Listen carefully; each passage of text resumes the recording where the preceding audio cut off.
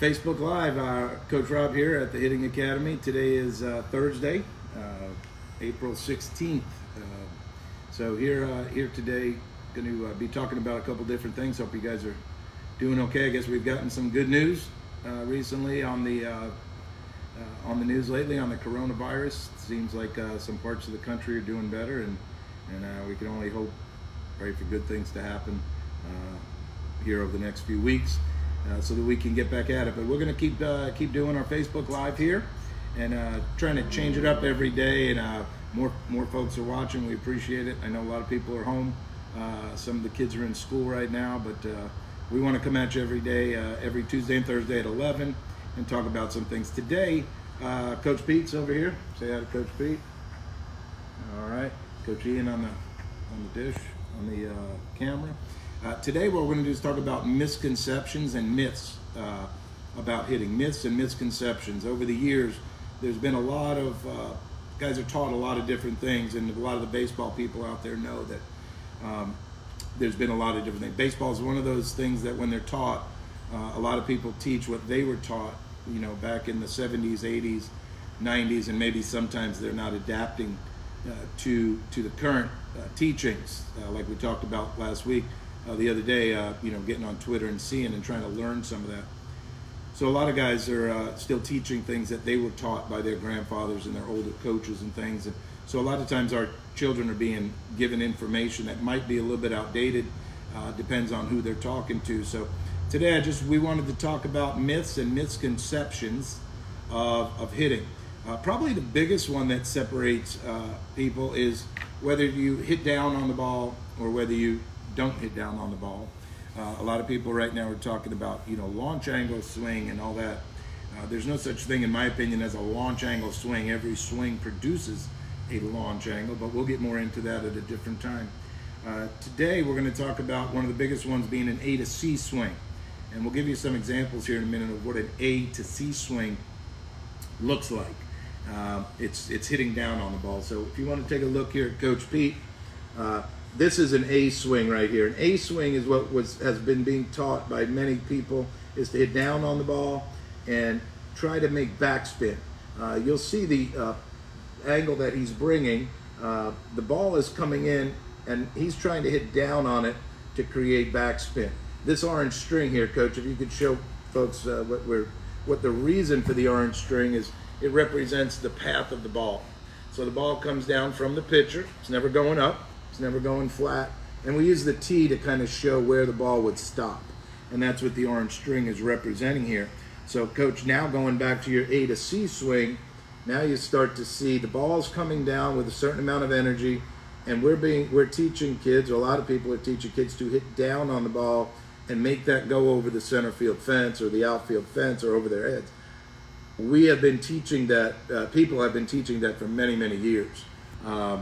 And we started studying video 2007, 2008, taking a look and started realizing, the videos are not showing that. That's not what's happening. So we started to adapt, and we started to look at more high-speed video. And now in 2020, you could see 1 million of them on the internet. We teach them here at the Hitting Academy. We teach you to not do that and to learn from science, because we believe that looking at science is the best way to teach it. And trying to fight science, being a science denier, is probably not a great idea, at least not here at the Hitting Academy. So one thing that we'll do, a drill that we'll do with people, is we'll go ahead and we'll talk to them and say, well, here's a prototype swing that we want you to do. First, we're going to do prototype A. This is the first swing. If you were going to invest money, go ahead, Coach, bring us your A swing. If you were going to invest money, would you want a bat that's going to hit the ball down like that? Would you want to go below it? This is a B swing, where it goes below the line and comes up and tries to hit it like that. Or would you rather go with a C, that's a B swing there. Or would you rather go with a C swing, which gets on plane with it and matches it and hits it more square like that? And most people would say that they want to have one that gets on the same plane, so that you can hit the ball early, you can hit a ball late, you can hit a ball anywhere along that line, and hit the ball pretty well. So A to C swing, got to be careful with that, because down plus down does not equal home run over the 400-foot fence. getting on plane with it and trying to have a collision that is that the highest maximum amount of velo is. So you have to put your shoulders there, and you have to then put your barrel there, and even the handle and everything has to be on that plane. But be careful of hitting down on the ball.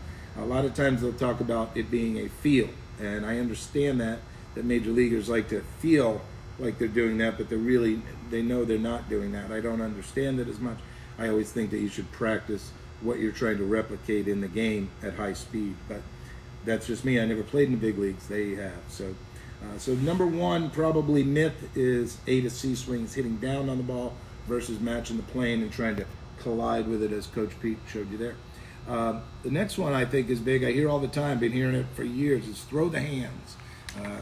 Throw the hands. When I think about the hands in the human body, and we study it a lot here over the years, the weakest part of the human body is probably the fingertips, and then the fingers, and then the hands. And as the body parts get bigger, they seem to get stronger. Well, the biggest part is your core. Your fingers and your hands would be ranked at the bottom of a strength factor, although we think of them as being strong. It's just that we can squeeze things. But when you concentrate too much on the hands as a hitter and not the body, you start to realize that you could run out of power in a hurry by just trying to do it. Coach is trying to show us what maybe somebody would teach when you were with the Rays there. They talked about throwing the hands a lot, I know, back in the day, and it's kind of just more of a flick of the wrist, trying to work on speed. And then you'll see here, Coach, go ahead and do kind of what we're teaching, more of a body swing, where you're turning everything and the hands are just kind of holding the bat, and the bat's an extension of your body. And then go back to throwing the hands again, and you can kind of see with little body, it's going to put the emphasis on the hands. So you really want to be careful with that. If you want to hit with power, which I know all of you do and everybody does, we incorporate the core turning fast. It's really about turning the body, and hitting is a rotational sport. If you look at a hitter from the top, it's pretty much a perfect circle when they go to hit. It's not an elongated circle. A lot of people think it is, but things that turn fast, things that go in a circle turn fast. The wheels on your car, ball bearings, things that are round turn fast. Things that are oval have to slow down at the corners. So another thing that you'll notice kind of tied into that is a lot of times you'll hear the words, we want full arm extension at the point of contact. So if you just stop at contact, you're going to see that, look at Coach's arms, those big arms there. We've got full arm extension here. Okay, that's one way to do it. Another way to do it is to have a power L in the back arm, which is what we teach, and that's wanting to have that arm like that. So when the ball hits the bat, go over the ball, Coach, you'll have a little good strong power position to kind of finish. So if you could go over the ball here, Coach, and show, if you go full arm extension at point of contact, the next move is to start to roll over at the point of contact, and in full motion you can see that rollover happen. If you get right there at the point of contact on a good swing, go ahead, Coach, bring us that back arm power L at contact. You'll see that he goes right through it. Stop at the ball this time, Coach, and you can kind of see the connection to his core is a lot stronger than if he got full arm extension, then he goes through the ball. Okay, so make sure that back arm is in a good power L, and you want to hit that. And that doesn't really matter. If you take a look at Coach, we're going to go inside pitch, middle pitch, and outside just at the point of contact, Coach. Go for a higher pitch there, or lower that down if you want. So on an inside pitch, you're going to see he still keeps the contact even on an inside pitch. As he gets there, it's still connected and it's still there. That's how you hit that. Down the middle pitch, you won't turn as much. You'll hopefully hit it like that. And then on an outside pitch, you'll see he lets it get deeper, and then it's there. But that same power L is on all three locations. That's why you want to let the ball get deeper and work its way. For a righty this way, for a lefty, the good hitters, it'll be working deeper into the back of the cage there, the back of the batter's box, I should say. So that's number 3. Don't have full arm extension at contact. Try to work more in here. Another one we hear all over the years is squash the bug or squish the bug, and that's referring to turning the back foot. And I understand why they teach it.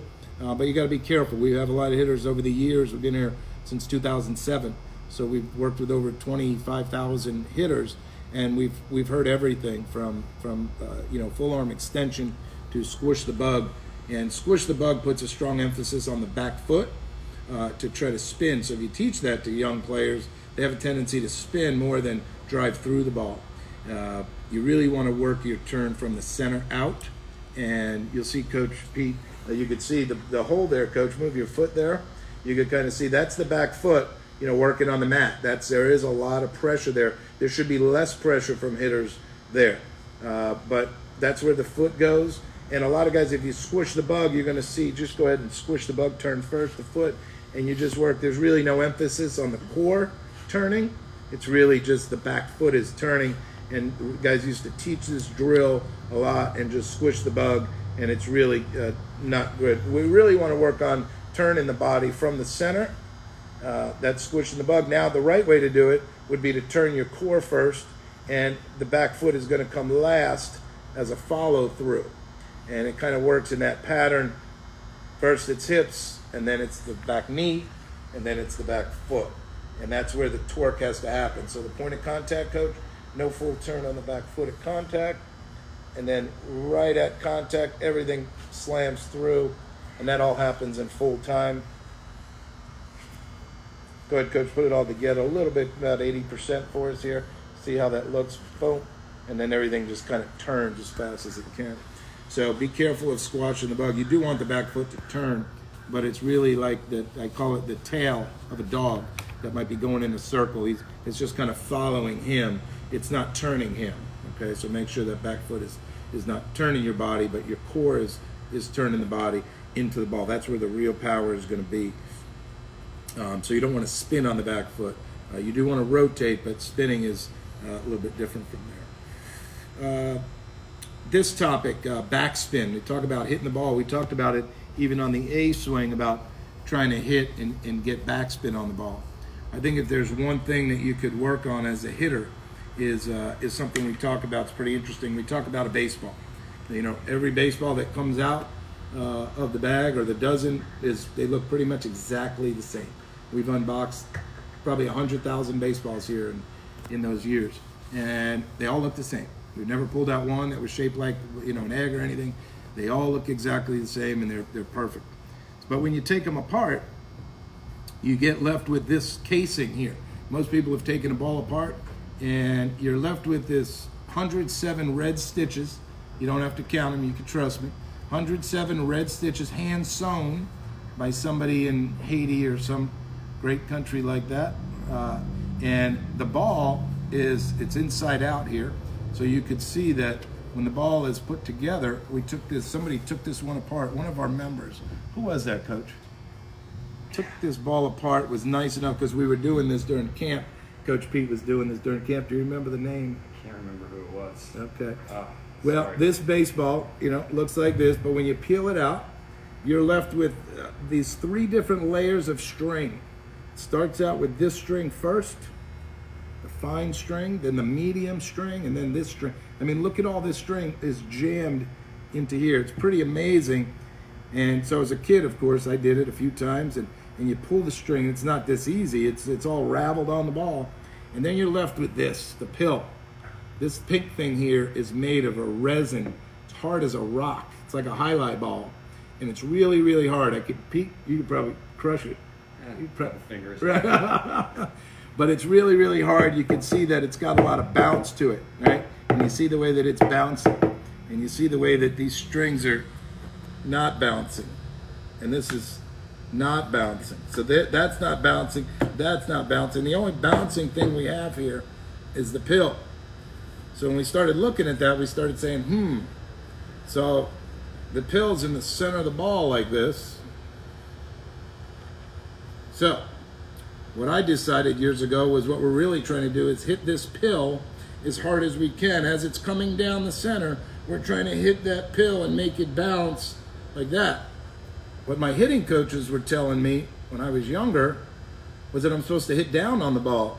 Supposed to hit down on the ball. So here comes the Super Ball. Bang, right? Bounce. This thing will bounce a mile if you hit it with a bat. A baseball field. Like, I could hit it a baseball field right now, a football field right now, if I had a bat and hit it square. That ball is coming down the angle, coach's orange string there, and coaches are telling us that we're supposed to hit down on the super ball and make it spin and go over the center field fence 460 feet away. I don't think that's what's happening. What I do think is happening best is when the ball is coming down, we actually get on the same plane and bounce the super ball like that. Now, in a home run, you have to kind of get a better angle so you could kind of hit it like that. That's why most balls come in at about 13 miles angle, 13-degree angle, and most home runs go out at about 26-degree angle. So there is a slight change in the angle going out, but that's really what is happening, and that's why backspin is a myth as a hitter. I know there's people that are probably watching this that might teach different or think differently or have been taught different, but this is the most scientific way that we could do it is, I think, to break it down to that simple. To hit the center of that is the best way to hit it when it's bouncing. The highest it's going to bounce is straight up. It's not going to bounce as far bouncing like this. So hopefully that makes sense to you. Hopefully your kids aren't taking the balls apart today and making a mess all over. But if there is one falling apart, it's a fun thing you should do at least once. Okay, so that's backspin. Now, a pitcher can throw a ball with backspin, there's no doubt. I want to make that clear. Now, when a pitcher throws the ball, because he's holding it, he can throw it with backspin. But when he throws a curveball, he's throwing it with topspin. So he's throwing it like this, it's spinning at the hitter as you are like this, or a fastball, throw it with backspin. So if my goal as a hitter is to hit the ball with backspin and one's coming this way, and next pitch is coming this way, and the coaches are teaching them to hit the ball like this to get backspin, one's coming in and down, the other one's coming backwards, they should be teaching two different swings, I guess. So that doesn't happen. What really happens, it doesn't matter if it's doing this or if it's doing this, we're always trying to find the center of the ball. So we'll talk about that another time with some more video. I have a picture here that I wanted to show you guys so that you can get an idea kind of what the main goal is for you at the point of contact. What you're shooting for is that. What that is a 90-mile-an-hour baseball hitting a Major League Baseball bat. This is a Major League hitter's bat in a video coming at 90 miles an hour. You can see that the ball is almost compressed. 1/3 of the ball is compressed. That's a Major League Baseball. That's the hardest baseball that is made and is approved. So that ball right there is what you're trying to do as a hitter. If you're going to do that hitting down on the ball, the only way to accomplish this goal right here is to match the plane of the ball. Be very hard for the energy in the ball going down and you trying to hit it down. This is what you're trying to do. So just wanted to make sure that we're talking about, that's the goal there. That's the leading edge of the bat, hitting the leading edge of the ball. The next thing that we hear a lot is keep your front elbow down. Keep your front elbow down. So a lot of times hitters are doing this and it forces them to not be able to get on plane. The front arm angle has to be the same angle as the pitch. So coach, if he keeps his front elbow down, the only way he's going to be able to go to the ball is going to be forced to kind of create that angle, which is not going to hit the ball, equal and opposite the ball path. So that front elbow down, tuck it into your ribs even a little more. I've seen some guys come in like that, yeah, and then they go down to the ball and it's just not going to work. It's going to be force them to get there. Now what we're talking about is that front elbow just kind of gets on plane with the pitch and goes, and now everything can kind of fit properly onto the path of the ball.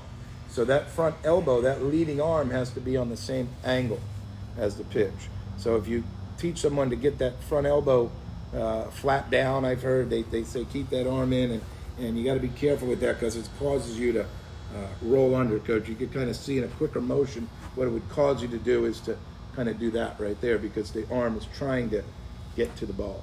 So be careful of that. If you hear that, wonder what's going on there. Open stance. Another one is somebody asked the other day, I've got an open stance. Does that hurt my swing?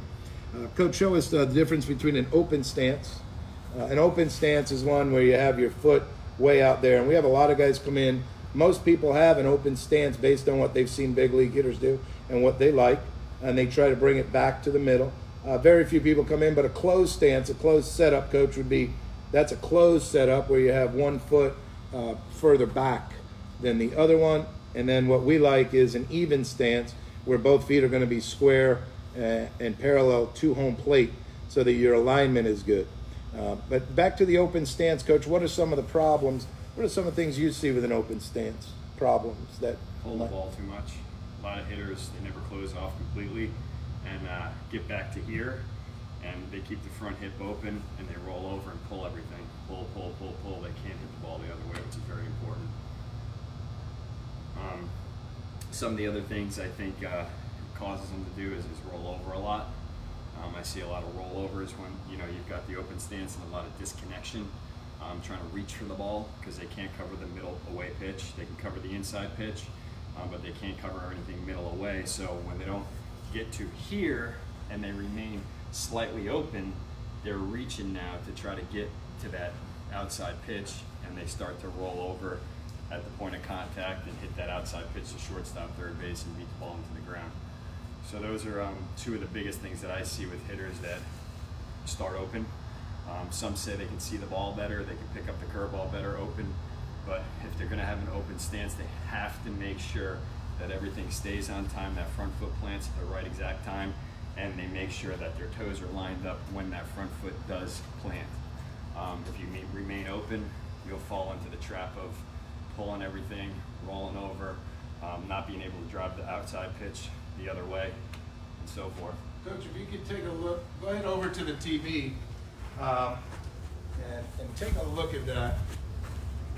What you're going to see here is this is a video from Chris O'Leary called the Swing Plane Guy, and what he's doing there is it's showing you never thought you could learn from a skeleton, but this is you see how his feet are nice and square like Coach's was, but this plane right here is kind of showing you how important it is, because this is what the body is trying to do. Front arm on plane, bat on plane as the body's turning. Now we're hoping that the ball is somewhere on that, running into that brown disc. If it's not, then you're going to swing and miss and get over it. This next picture here kind of shows the swing plane. You can kind of see this is the types of videos that we use a lot in our sessions, training sessions and lessons, and you kind of can get the idea that he is getting on plane with that ball, just as we saw in the skeleton. So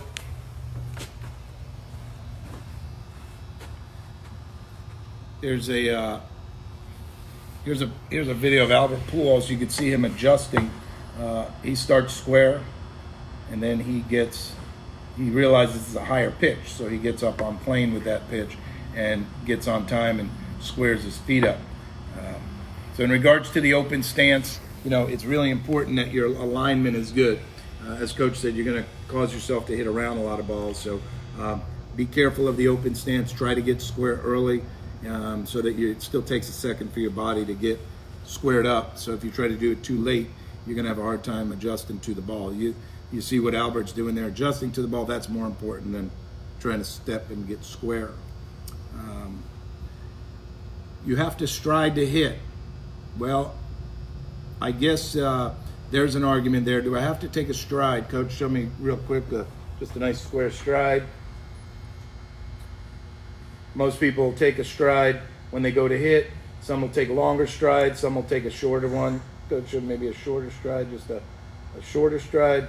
And those are the kind of variations that we've seen over the years. Big stride, open stance, and everything else. To stride or not to stride, that is the question. I guess if striding was important for power, people say, well, I want to get power, so I want to stride. I want to take my foot, leave the earth, pick it up and move it, and I want to get more power. That's why I say, why do you stride? And people say, well, I get more power. If you get more power with a stride, that's fine. I can understand what you're saying. but I understand that also professional golfers are trying to hit their golf shot as far as they can. I have never seen a golfer stride to hit, except on the once in a while you see a Happy Gilmore. Obviously, Pro drive tour. yeah, the pro, yeah, where they're just They trying move their to feet, gas it yeah. up. But if you're trying to work on turning fast, you want your feet at the best distance. So whether you're going to stride to that distance or you're going to start at that distance, I think is I've seen a lot of great hitters. We have Connor Berry is one of the best right now. Matt Nelson has a zero stride. College guys I'm thinking of that have been working out.